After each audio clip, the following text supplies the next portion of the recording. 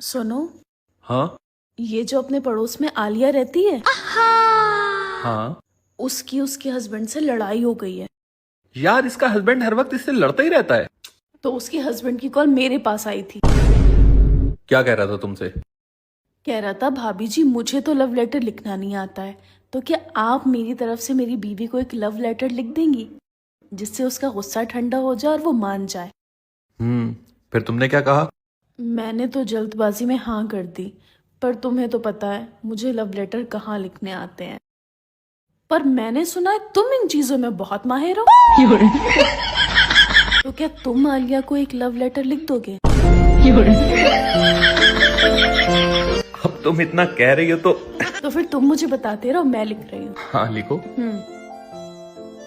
मेरी प्यारी आलिया। उसके हस्बैंड की तरफ से है ना। तुमसे ज्यादा हसीन आज तक मैंने किसी को नहीं देखा। तुम्हारी आंखें एकदम नशीली हैं। और जब तुम नहा के छत पर अपने बाल सुखाने आती हो और अपने बाल तौलिया से झटकती हो तो वक्त मानो थम सा जाता है। वो लड़कियों को इम्प्रेस करने के लिए बोलना पड़ता है। लिखो लिखो।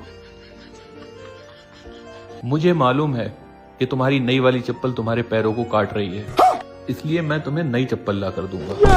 1 मिनट, लेकिन तुम्हें कैसे पता कि उसकी नई वाली चप्पल उसके पैरों को काट रही है? वो मैंने कल उसे घर से निकलते हुए देखा था, तो बेचारी लंगड़ा के चल रही थी, तो मैं समझ गया उसकी चप्पल उसे काट रही है। और उससे पड़ोसी का खर्चा भी हो जाएगा।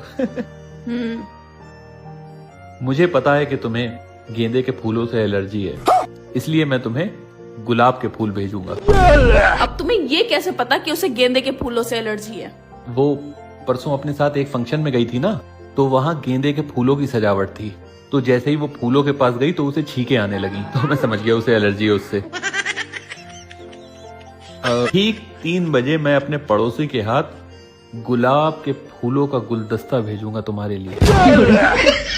तुम क्यों उसके लिए गुलाब के फूलों का गुलदस्ता लेकर जाओगे? अरे उन दोनों में लड़ाई हो रखी है ना, तो मैं उसके हस्बैंड की तरफ से गुलाब के फूलों का गुलदस्ता लेके जाऊंगा ताकि उसका गुस्सा ठंडा हो जाए। एक बात कान खोल कर सुन लो, कहीं तुम उसका गुस्सा ठंडा करते करते मेरा ना बढ़ा देना।